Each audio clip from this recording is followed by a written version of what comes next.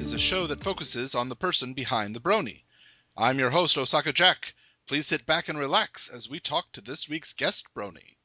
Hello, everyone, and welcome to Into the Spotlight. This is your host, Osaka Jack. Today, I am speaking with someone from the Twitter, Tumblr, and other area community, Joy the Artist. Hello. Hello. How are you doing today? Given that it's a lovely, chilly Saturday in Southern California, pretty good. Oh. Now, what is chilly for a California chili? 60 degrees-ish. Ha! I'm sorry. Not a derivative, I promise. Yes, we know. We're weather wimps. It's all right. You can tease us. Honestly, Osaka would fall under that category as well. I come from the Midwest where it's, blazing death hot in summer and icy cold winds and the minus degrees in winter, and get out here and it gets to almost freezing and people are walking around. You. No, I understand. I'm from Texas originally, but Okay. So I have seen snow. I know what it is. It's, decided there were things that I liked a little bit more than cold weather, such as having things to do. I can follow that. Sure. That makes sense. Well, if anybody is unfamiliar with your work, tell us what you do. Well, the thing that most people would probably know are the ragdoll ponies that I make. Mm-hmm. I just use scraps of fabric either that I have or that I found in a remnant bin at the fabric store and make ponies, usually in print patterns, which makes them a little different from a lot of plushies. Mm-hmm. Either based on the show or based on a character from another fandom or occasionally an original character. Oh, okay. Yeah, I personally have two of them, and they're looking at me right now from the side of my computer desk. Fluttershy and a different one. Now, for anyone who doesn't know, she will find scraps, right? I mean, it's just scraps that you look for. Do you just grab a huge handful and sort through them later, or do you have a pretty good idea when you go shopping what you're looking for? Generally, at this point, I kind of have an idea of what sorts of prints work for the show ponies. Okay. And if I happen to see a print that catches my eye that works for one of them, I'll usually pick it up unless it's something that I have a ton of. I think I have a ton of yellow right now, so I could make 5 different Fluttershies, and I don't really need any more yellow right now. But, maybe I need a purple or a pink or something. And it has to be the right kind of print. Yes. For instance, I once used this beautiful yellow striped pattern or print for Applejack that was just great. Right. But I tried to use a stripe for Pinkie Pie, and it just didn't work because it didn't fit her personality. She needs crazier prints. Right. So after a while, I've kind of figured out, okay, these are kind of the sort of prints I'm looking for. Mm-hmm. But if I see something really interesting, I'll go ahead and pick it up anyway because I do a lot of, custom ponies or OC ponies or... The other day I found this really crazy, it's like a pink and gold and green and orange paisley with gold prints on top. And it's fantastic. And it's what inspired me to do a pony that I haven't done yet. It's going to be Delirium from the Sandman series as a pony. Right. And that's her hair. So if something inspires me, I'll just pick it up. But usually I have some idea of what to look for. Huh. Yeah, I know the Fluttershy that I have, she has kind of a paisley yellow body, but her hair is actually a pink butterfly? Mm-hmm. Yeah. Her hair has pink butterflies. Get that. Yeah, as soon as I saw that fabric, I knew that has to be Fluttershy's hair. Absolutely, yes. Well, and so how many of these ponies have you made in total so far? I have no idea, actually. I think I've sold at least 30. Oh, wow. Sold or given away at least 30, and I've probably made maybe 50. Oh, goodness. I don't know. There's still a bunch in my garage that haven't sold. Oh. So, and then I've got some that are in progress. Mm-hmm, mm-hmm. Oh. Which one has been the most difficult so far? That's a good question. Honestly, it's probably the one that you commissioned, the Mars Rover pony. Okay. Because so anyone who doesn't know, let's set this up. Go back in time to... Oh, I've lost the date. Oh, remind me. The landing date? Yes. August 6th. Thank you. Okay. So August 6th, a rover landed on Mars. There's a good chance some of you, I hope, watched it live on NASA television. Well, with the 10-minute delay, but yeah. Live on NASA television, you could watch it landing. And you were at a meetup at that time. Yes, I was at the Planet Fest celebration in Pasadena, which is literally just a few miles down the road from Jet Propulsion Labs. Okay.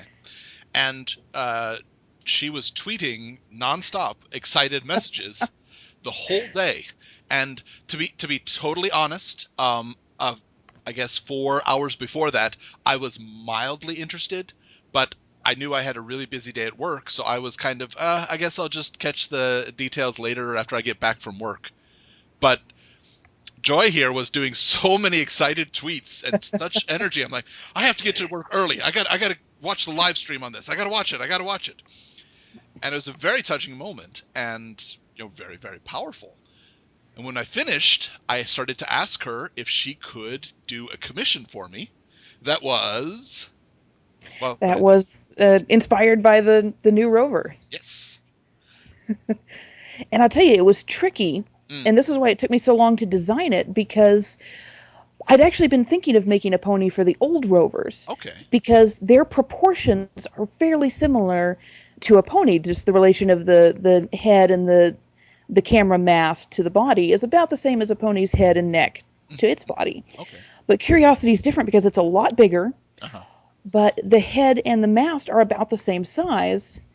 So it ends up looking very, very, very different from a pony proportionally. And I was trying to figure out, should I do a 6-legged pony for the 6 wheels? How the heck do I do this? Spider pony. Yeah, I ditched that idea fairly quickly. But it took me a while to actually design it. Huh. And so I ended up going for a less literal interpretation and just referencing a lot of the rover's hardware in visual images on the pony instead of trying to recreate them. Well, let's see. And then we've got her glasses are the different cameras. Those are the mast cam cameras that are there. They have 2 different focal lengths. So one focuses on near items and the other focuses on distant items. And because of that, they're both square, but one is smaller with a wide silver square around it. The other is larger with a thin silver square around it. So I made glasses, these black frame hipster glasses that reflect them. And she has a headband that is the cam, is that right? Mm-hmm. Okay. Also known as the rock vaporizing laser on Mars. I may have the only pony who has a laser. Awesome. And her tail is braided up and tied up, which is to represent the antenna, right? Actually, the RTG, that's the radiothermal generator. My apologies. Which is basically the nuclear generator that runs the rover. Right. And her cutie mark is the the mast. Yeah, the silhouette. And as an extra bonus, her feet. Yes, I'm actually probably proudest of those. For those who don't know, if you look at pictures of the new rover and look at the tracks that it's leaving across the landscape, you'll see that in addition to the regular kind of herringbone pattern on the wheels, there's occasionally this series of dots. Well, this serves 2 purposes. One, it helps them calibrate what kind of traction they're getting on the landscape. If those dots appear more often, then they're getting a good traction. If it's or maybe it's the other way around. But at any rate, it lets them know if they're slipping or not. Right. And to give them an idea of distance, because you can calculate that. Right. But see, the people at JPL have a sense of humor. Of course. On one of the first tests they did, they had these marks on the wheels spell out JPL. And it was mostly a joke. But spell it NASA out in said, Morse no. code for... No. Well, originally it wasn't. It was just JPL. Oh, it was actually JPL. Wow, okay. And then NASA came and said, you can't do that. You can't brand Mars to JPL. So they said, okay, we'll get rid of that. But those dots there, if you look them up, they are in fact Morse code for JPL. So they got their way after all. And now there is the word JPL stamped in Morse code all over Gale Crater. Yep. So the pony has the JPL Morse code as tread marks on her little boots. Yeah. And she's cute as a button. And I think we decided she's one of my favorite designs. Curious Red. Mm-hmm. Because Curiosity is the name of the rover, and Red for Red Planet. Yes, so she was the most difficult one that you've done to date. Yeah, she took the longest to design, and it took a while to get everything exactly the way I wanted on her. Huh. I don't think you ever took a picture of the. Did you take a picture of the two of them side by side? Yeah, I took a few. Okay, all right. I have them somewhere. Yeah. I didn't commission one from her. I commissioned two. Do you want to tell that story? You know what? I think you do a better job of telling it than I will. No. Go for it. It's your pony. Well, okay, so I made the first pony, which was difficult, but I really liked how she turned out. She was so cute. Yes. And so I started to work on the second pony, and stuff came up, and I was having a hard time getting things done and getting time to sit and sew. Mm-hmm. But I really wanted to get it done because I don't like delaying on commissions when I can help it. Right. And then I had some trouble with various things going wrong on it that I had to redo, and finally got it done. I was really happy. Yeah. It's like, okay, I can get these sent off. Mm-hmm. And so I got yours sent off first because you had told me that the person who was receiving the second pony was moving and you were waiting for an address. Yeah. And so I got the first the Curious Red and Fluttershy sent off, and I said, okay, I need to know the address. I can send the other one whenever. Mm-hmm. It doesn't have to be right away, but I'd like it to be soon. Right. Because I don't like having paid for items just sitting in my house. Absolutely. Understandable. And so shortly after that, you messaged me on Skype and said something along the lines of, haven't you figured this out yet? What are you talking about? I think it was early in the morning here, and I was still half asleep. Yeah. And the next message came up and said, the second doll is actually for you. I think it did something to the extent of, she's already home. Yeah, I think something like that. I have the conversation somewhere, but it would take a while to look it up. Yeah. And I wasn't quite sure what to say because it was taking me a minute to process it. So I honestly have no idea what I even said. But the MSL pony has now accompanied me on several NASA-related adventures. She came with me to tour the Deep Space Network facility at Goldstone. Oh, wow. So I have pictures of her with the 70-meter antenna dish that communicates with the rover. That thing's so huge. It's ridiculous when you're there and you're under it, and then it starts moving, and it's a little scary, actually. I'm sure. And then I got to go to JPL the other day. I have some friends who work there, and they took me up to the Mars yard, which is where they test drive the rover in a Mars-like landscape. They're like, gee, I wonder if it can go over a rock this big. Let's try it. And so I got to go up there, and my friend drove around what's called the Scarecrow rover, which is basically just the wheel system. Right. For the rover, but I mean it can drive over something twice the size of my coffee table and not even notice. Wow. It's that is insane.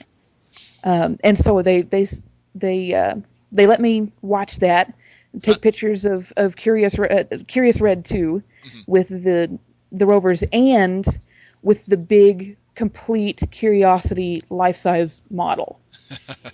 And one of the rover drivers was there and was really excited to see her. He loved the nav cam or the mast cam glasses and the tread marks on her feet. He was really excited about that. Yeah. Well, I think it's a big thing of the show, not just the show, but the fandom, is that the attention to detail is astounding. But it really does make the difference when you get those little details in it. I try to do good detail work on the ponies. Most of them, unless it's a commission with costume and all of this stuff, you're mostly going to see it in the eyes. Right. But it's the one time my painting major has come in handy in the last 10 years. Well, which of the ponies that you do regularly has become rote behavior? It's so simple for you now. Or maybe not simple, because I understand you still work your butt off, all done, but Curious Red was the most difficult one. Which one is the least challenging for you? Honestly, at this point, it's probably Fluttershy. I've made a lot of Fluttershys, and she's relatively simple. Okay. Her hair is really the most complicated part, and even that's not too bad. Applejack drives me crazy because I have to make her hat every time. Oh, yeah, I guess that would be. She No. would be the easiest if it wasn't for the hat, Okay, yeah. but that part's tricky. So everybody, if you are not aware, go check her out. It's Equestria Rags, Hmm. which I don't know. First time I heard that, I thought of like old style rag music. I want to get some rag. Right. Scott Joplin does ponies. Yeah. Just imagine Celestia and Luna doing like a tap number. Well, so I mean, we've mentioned it a bit, but you are quite into the space scene. Yeah, the Space Core from Portal 2 could be my brain at times. Gotta see space. Gotta see it all. More space. Going to space, going to space. Hey, lady, we're going to space.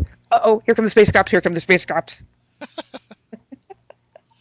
Well, how did you get Yeah, that's... started with the interest in? Well, yeah, the interest. Well, I mean, I was always interested in space because what kid isn't interested in space? It's cool. Very true. But we didn't have a lot of access to it. I mean, we had a kind of crappy telescope that we could see a few things through. Right. But, and checked out books from the library and all of that. But there wasn't, up-to-date information about what was going on and didn't really know about a lot of it. And then, with the struggle to just emotionally survive junior high and high school, it kind of fell away. And in college, I didn't really think about it because I was an art major. I didn't interact with the sciences that much, although I was still interested in them. Okay. I knew that we had landed 2 rovers on Mars. I'd seen something about it on the news. Right. But what changed everything, oddly enough, was Twitter. Oh. In 2008, the Mars Phoenix landed and started doing some really cool science. Right. And the cool thing about it was that was the first time a NASA mission had a Twitter account. Oh, okay. NASA was on the ball and said, hey, this whole social media thing is kind of cool. We should use it. Yeah. And the smart thing that they did was allow people at JPL to write this Twitter account without a lot of oversight. Okay. The person behind the Mars Phoenix account, her name is Veronica McGregor. She's a fantastic person. She does press and social media for JPL. And when she started writing it, she realized that not only did it make it more personal if she used personal pronouns for the lander, it also was shorter so she could communicate more information on Twitter. So use I instead of the Phoenix rover. Exactly. Gotcha. So it made it quicker and simpler, and it caught on like wildfire. Now, this is the early days of Twitter. It was the 5th most followed account, but it only had 40,000 followers. So, I mean, very early Twitter. Right. But when it started shutting down at the end of 2008, it was the 5th most followed account. It was all over Gizmodo. Right. Everyone was just fascinated by this Twitter account that had taken off. And I started following it around the same time.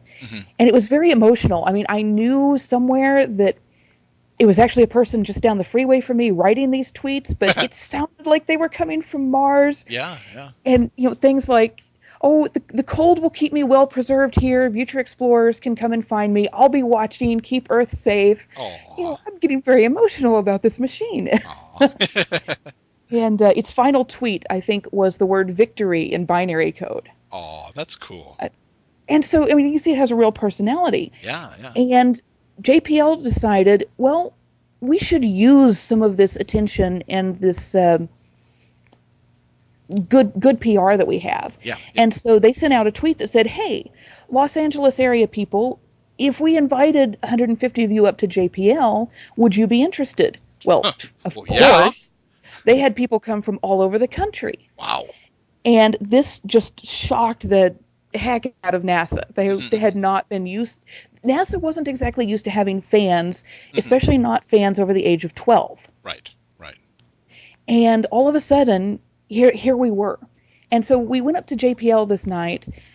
We get to meet all sorts of cool people like Veronica herself, like Scott Maxwell, who drives the rovers. Oh, wow. A bunch of the engineers and scientists. And they realized that here are people who not only are we interested, but we each have an audience and we can spread the word. And so NASA Tweet Up started popping up everywhere. They started doing them for shuttle launches. And it just took off. And it was in participating in that community, because I was at that very first Tweet Up. Oh, wow. It was participating with that community and getting to know the people that they knew Right, right. that I started to become more familiar with, what's NASA doing, what are the Mhm. new space companies doing, and it was mostly just a matter of having access to it. Ah, And at right, this right. point, I was at both of the JPL tweet ups for Curiosity. Mhm. Watched her. They set up a webcam so anyone could watch her being built and drive Wow. tested, Oh, cool. everything. I was able to watch her being wrapped up for shipping through that webcam. Mhm, mhm. Then I went to Florida to watch it launch, Ooh. and then I was in Pasadena at the Planet Fest Mhm. on landing night with a bunch of people. Right, So, I right. mean, very emotionally attached to this mission at Sure, this sure. point. I have a question. I have a question for this. Several times when you were talking about curiosity just there, you used the pronoun her.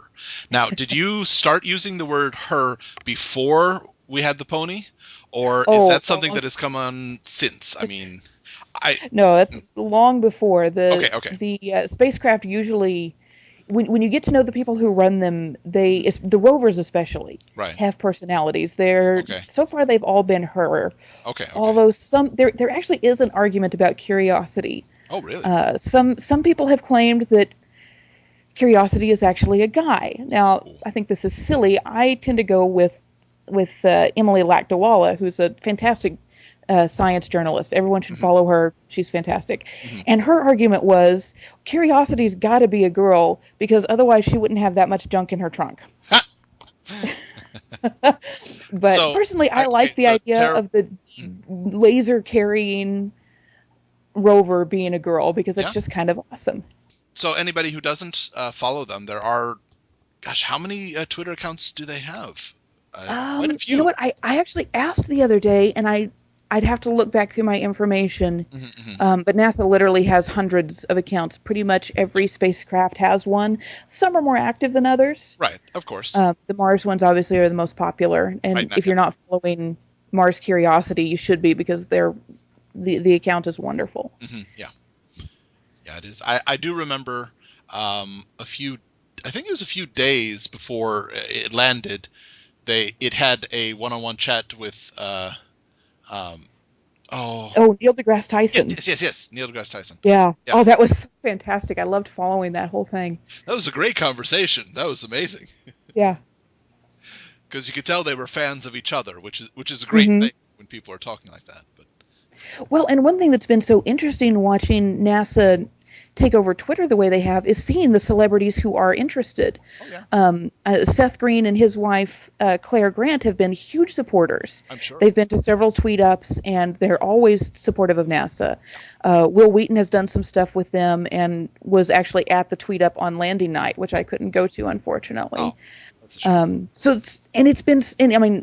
The musician Will I Am has done a lot of stuff Hmm. for NASA and the rover. He was at the launch. Oh wow. So it's really exciting to see, you know, my favorite is seeing ordinary people get involved with space, but it is Mhm. good to see the celebrities just because they have such a wide audience. Sure, sure. And, some of their fans who might not have known that they had this kind of access to NASA, Hmm. now they know. Yeah, It's very exciting. it's an incredibly exciting time. And now with Curiosity or with Curious Red, we see if we can get. I'm sure the thousands of people working at NASA. I'm sure there are bronies. And I know there are some. I don't mhm, know of any specific ones at JPL, right. but they've got to be some. Hey guys, if you're on the NASA payroll or like camp out under their stairs or something, give us a shout. Let us know you're there, because I'm sure there's some people here who are listening who are. Well, another project that you mentioned, especially recently, is the National Novel Writing Month. Ah, yes. My yearly insanity. Now, probably quite a lot of you are familiar with this, but well, anybody who isn't, can you give the basic gist of what this is? Yeah, it's just a online writing competition, and by competition, I don't mean that there's big prizes or anything, but what it is you're challenging yourself to write a 50,000 word novel in Mhm. 30 days, Ooh, and it's intense. yeah. This is my ninth year participating. Wow. and hopefully will be my 8th novel. There was one year that I didn't finish. Oh, And there that's are a shame. lots of novels that are never going to see the light of day ever again. Mm. But that's okay. I have some that are somewhat readable. Yeah. And it's, the funny thing is, it's surprising. You start out and you think, okay, maybe I can get 50,000 words, but this is going to be terrible. Mm-hmm. And it is, but it's never quite as terrible as you thought it was. Okay. You tend to find that, oh, hey, wait, I can actually do this. Yeah. And it's the thrill of holding this, stack of pages that's a somewhat coherent storyline that came out of your head. That's got to be a good feeling. Feels like that. That's got to be good. Now, do you prefer the set amount of words per day, or do you do a building of okay, today will be 1 word, and then tomorrow will be 10, and then 100, and then... I try to set goals for myself every day, but I set them high enough so that if I don't meet it, I still meet my overall goal for the month. Okay. A few years ago, I think it was in 2007. Mm-hmm. Yeah, it was 2007, so I'd already been participating for a while at that point. Right. I realized that 50,000 words really wasn't a challenge anymore. Oh my! So I started going for 100,000, and I've done that most years. One year I did 200,000. I do not recommend that. That yeah. I'm not sure if I say 200,000 words after a month. That. Honestly, I'm not sure if I speak 200,000 words a month. Yeah. So I won't do that again. But 100,000 is about right. Plus, that's about the right length for a standard sci-fi or fantasy, which is what I write, manuscript. So I don't have to do massive amounts of addition or subtraction to get it to an acceptable length. Oh, okay. Have any of them been published? Oh, I wish. There's one that I'm querying agents with right now, but I haven't gotten anything but form rejections yet. But it's an odd fantasy that's kind of a hard sell, so I'm not real surprised. Okay. You only need one to say yes. That's all you need. Yep. So hoping for that one, but I'm also working on some of my old sci-fi stuff because I think that'll be easier to pitch and sell. Yeah. And probably, I would guess that the entire point of this is to expand your mind, creativity, expand your ability. So probably not talking about 50,000 word ponyfic. There are people who do that, though. There are, and absolute credit up to them. Some of them are fabulous, and I don't think that's the specific point of the novel writing month. Yeah, not really. I mean, mostly there are people who dump their manuscripts right after they're done writing them, because they're doing it just for the writing practice. Right. It is fantastic writing practice because you literally do not have the time to edit as you go. Yeah. You have to just keep chugging along. You can't second guess it, and you've given yourself permission to make something terrible. Yeah. And the thing is, even if you were trying to make the first draft the best possible, it would still be terrible because it's a first draft. Right. Yeah. And so if you give yourself permission for it to be awful, you can just put it down, keep going, and then you have something to work with. The key thing is getting something down that you can work with, and then spend, years if need be in revisions. Right. Yeah. So force yourself to finish, then we'll tweak it and see if it can fly. Yeah, finishing is the most important thing because that's the thing that most people who set out to write never do. Yeah. They get so obsessed with making it good that they never actually finish it. Well, I think that applies to a lot of projects that I've seen. People trying to make a song, they get a melody and then stop, or people trying to learn how to draw, they get the basic sketches done and stop. And getting it to completion is definitely one of the harder points. Absolutely. How's this year going?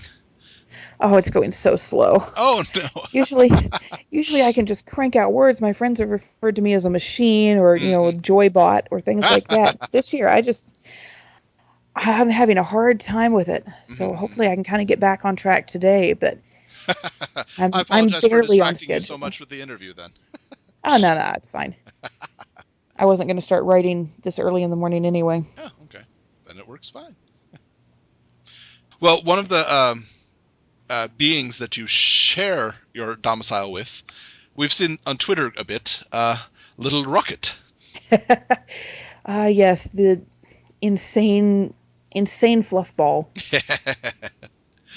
Well, I kind of know the story, but for anybody who doesn't know, how did Rocket get her name? Well, I had just moved to this house, which is the first one that I could have a cat at since the entire time that I've been in California. Mm-hmm, mm-hmm. And so I was really eager to have a cat because I love them. And the friend of a friend had her cat had kittens, and I was wanting to adopt one. Uh-huh. I had my eye on this beautiful gray striped fluffy kitten called Tiger. Okay. But my friend, who was over there to take pictures of the kittens every week, to kind of document their growth, really loved the runt of the litter, who was this little, mostly white cat with gray splotches. And she just loved it, but she couldn't adopt it. And she decided that if she gave it a cool enough name, that maybe I would be swayed by the name and pick it. So she named it Rocket, which immediately made me start noticing the cat. I hadn't really noticed it before. And then, of course, what sealed the deal was Rocket's attitude. Right. She just has this take no crap from anyone attitude that I love. One of my favorite pictures of her as a kitten is her with her paw on the back of her sibling's neck, pressing its nose into the concrete. And she has this incredibly serious little face that just cracks me up. So, but yeah, once I knew her name was Rocket, it was kind of inevitable at that point that I was going to end up with that one. And it worked out well. I love her, and she and I have very similar personalities, so we get along. That's good. Yeah, nothing like a independent fuzzball running your house. I know what that's like. Yep. Well, a question that I tend to ask in all of these, and I really do love this question. What is the one line or one scene in My Little Pony that defines you as a brony? You know, this isn't my favorite scene per se, but it was the one when I first saw it. But one that defines... It was the one where I just thought, this is me. Okay. And it's an odd choice, but it's in Party of One when Pinky goes crazy, turns into the Pinkamena alternate personality, and has the saddest party in the entire world. Because I've had parties like that. Oh, goodness. And there's a little bit too much closeness between Pinkamena's thought patterns and some of mine when things get bad. But it was nice to see that not only was this, shown in the show that this is, an experience that people have, but that it was also challenged of, no, look, you actually have friends. See, look, they're over there. They're doing stuff with you. They have a reason for what they're doing. Right. So that's, like I say, it's a very odd choice, but no, that's fine. It would have to be that one. If you just specifically said Madame Lafleur, I might have. Oh, okay, that's a little odd. But no, the whole party in general. Okay. Yeah, the whole party in general with her. Really, I mean, that's just the saddest party in the entire world. Oh yeah. But yeah, that was the moment when I thought, okay, I can actually see myself here.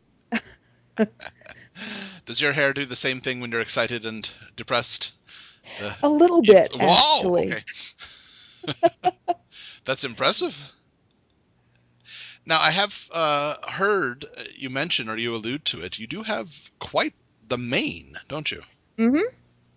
Yeah, if I'm not careful, I sit on my hair when I sit down. Oh, my goodness. So. How long is your hair? I haven't measured it lately, but it's probably at least 3 feet from the back of my head down. Wow. So right now it's multiple colors because a dye job is washing out, but it's going to be dyed purple again soon. Okay.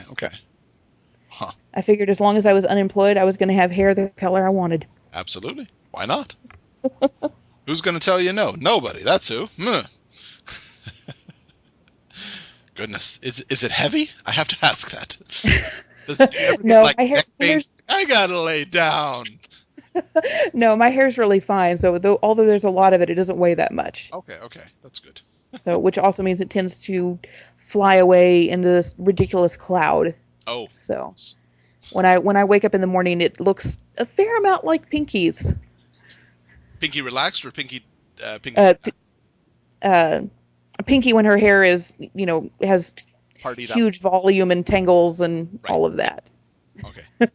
Standard Pinky. Right. I gotcha. All right. Well, let's see. You have a very strong Twitter presence. That's By which we mean I talk way too much. no. I talk way too much. No, no. I just you do have a strong Twitter presence. If somebody's following you, they keep up to date on everything space going on, which is good. You also have a Tumblr blog. Right. Okay, all right. And the Equestria Rags site. That's Etsy shop, right? Yeah, well, the Equestria Rags has both an Etsy shop and a Tumblr. Okay. Because the Tumblr lets me post multiple pictures, and I can sometimes show my work process, which is nice. Okay. All right. But is there anything else you'd like to plug? I think those are the main ones. I'm also on DeviantArt. It's pretty easy to find me there, Okay, all right, but all of those pictures are also posted to the Tumblr. So. Okay. All right. And are you open for commissions now, or is it closed right now? I am open for commissions. I especially like ones that are a little unusual. Maybe making a pony to look like a historical figure or a figure from another fandom or things like that. You did finish Shakespeare Pony recently, didn't you? I did. Shakespeare Pony was fun. How does a toga work for a pony? Togas for ponies are ridiculously difficult. You would not think that something that is a draped sheet would be that tricky, but when it's on 4 legs and the drape across the chest has to go perpendicular to that, it's really tricky. Yeah, I would imagine. That was one of the trickier costumes I've done. But although for tricky costume, I don't think anything beats Rarity's ball gown for her Grand Galloping Gala gown. Which I have made one of, and I think that's all I ever want to make of that one. That one took 2 days to make the gown. Oh, jeez. So if we want to make you insane, then we'll go for a Applejack in a toga that's underneath a Grand Galloping Gala outfit. I don't even want to think about that. That just... No. I very rarely say no to a commission, but that would be one. I have made Pinkie Pie in a chicken suit before. Oh, interesting. With the stretchy yellow leggings. So awesome. That was pretty funny. That's great. All right. So which is the best way to contact you if somebody does want to commission? The best way is generally through Etsy. Okay. And if you just search Equestria Rags, you'll find it. Right. I try to keep everything organized on there. But if you want to start talking via Twitter, that's fine too. I've taken commissions that way before. Yeah, I think that's how I got you, right? Mm-hmm. Yeah, and then sorted out the details by email. Right. Yeah. Okay. All right. Well, anything else you'd like to plug before we go? I think those are the main things. Those are mostly what I'm working on at the moment. Great. Excellent. All right, everybody. This has been Into the Spotlight. I'm your host, Osaka Jack. Today we've been talking with Joy, the artist. Be sure to follow her on Twitter so you can keep up with space and and get a commission from her. Seriously, they're really, really cute. But thank you very much for listening. We'll catch you guys later. Under that category as well. I come from the Midwest where it's, blazing death hot in summer and icy cold winds and the minus degrees in winter, and get out here and it gets to almost freezing and people are walking around. You. No, I understand. I'm from Texas originally, but okay. So I have seen snow. I know what it is. It's, decided there were things that I liked a little bit more than cold weather, such as having things to do. I can follow that. Sure. That makes sense. Well, if anybody is unfamiliar with your work, tell us what you do. Well, the thing that most people would probably know are the ragdoll ponies that I make. I just use scraps of fabric either that I have or that I found in a remnant bin at the fabric store and make ponies, usually in print patterns, which makes them a little different from a lot of plushies. Either based on the show or based on a character from another fandom or occasionally an original character. Oh, okay. Yeah, I personally have 2 of them, and they're looking at me right now from the side of my computer desk. Fluttershy and a different one. Now, yeah, for anyone who doesn't know, she will... It's probably the one that you commissioned, the Mars Rover pony. Okay, so anyone who doesn't know, let's set this up. Go back in time to... Oh, I've lost the date. Oh, remind me. The landing date? Yes. August 6th. Thank you. Okay. So August 6th, a rover landed on Mars, there's a good chance some of you, I hope, watched it live on NASA television. Well, with the 10-minute delay, but yeah. Live on NASA television, you could watch it landing. And you were at a meetup at that time. Yes, I was at the Planet Fest celebration in Pasadena, which is literally just a few miles down the road from Jet Propulsion Labs. Okay. And she was tweeting nonstop excited messages the whole day. And to be totally honest, I guess 4 hours before that, I was mildly interested, but I knew I had a really busy day at work, so I was kind of, I guess I'll just catch the details later after I get back from work. But Joy here was doing so many excited tweets and such energy. I'm like, I have to get to work early. I got to watch the live stream on this. I got to watch it. And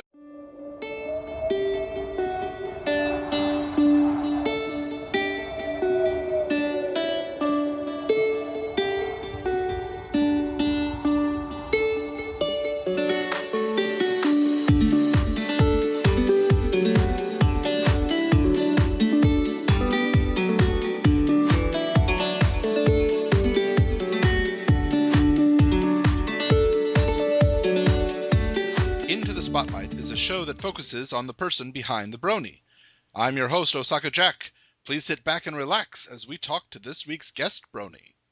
Hello, everyone, and welcome to Into the Spotlight. This is your host, Osaka Jack. Today I am speaking with someone from the Twitter, Tumblr, and other area community, Joy the Artist. Hello. Hello. How are you doing today? Given that it's a lovely, chilly Saturday in Southern California, pretty good. Oh. Now, what is chilly for a California chili? 60 degrees-ish. Ha! I'm sorry.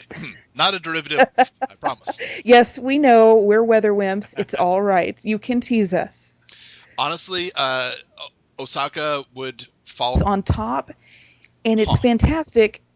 And it's what inspired me to do a pony that I haven't done yet. It's going to be Delirium from the Sandman series. Oh, okay. As a pony. Right. And that's her hair. Oh. So if something inspires me, I'll just pick it up. Right. Usually I have some idea of what to look for. Huh. Yeah, I know the Fluttershy that I have, she has kind of a paisley yellow body, but her hair is actually a pink butterfly? Mm-hmm. Yeah. Her hair has pink butterflies. Get that.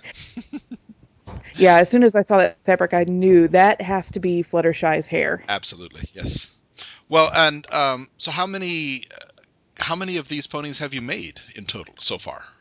I have no idea, actually. I think I've sold at least 30. Oh, wow. Sold or given away at least 30, and I've probably made maybe 50. Oh, goodness. I don't know. There's still a bunch in my garage that haven't sold. Oh. So, and then I've got some that are in progress. Mm-hmm. Oh. Which one has been the most difficult so far? That's a good question. Honestly, find scraps, right? I mean, it's just scraps that you look for. Do you just like grab a huge handful and sort through them later, or do you have a pretty good idea when you go shopping what you're looking for? Generally, at this point, I kind of have an idea of what sorts of prints work for the show ponies. Okay. And if I happen to see a print that catches my eye that works for one of them, I'll usually pick it up unless it's something that I have a ton of. Like, I think I have a ton of yellow right now, so I could make 5 different Fluttershies, and I don't really need any more yellow right now. But, maybe I need a purple or a pink or something. And it has to be the right kind of print. Yes. For instance, I once used this beautiful yellow striped pattern or print for Applejack that was just great. Right. But I tried to use a stripe for Pinkie Pie, and it just didn't work because it didn't fit her personality. She needs crazier prints. Right. So after a while, I've kind of figured out, okay, these are kind of the sort of prints I'm looking for. But if I see something really interesting, I'll go ahead and pick it up anyway, because I do a lot of, custom ponies or OC ponies, or the other day I found this really crazy, it's like a pink and gold and green and orange paisley with gold prints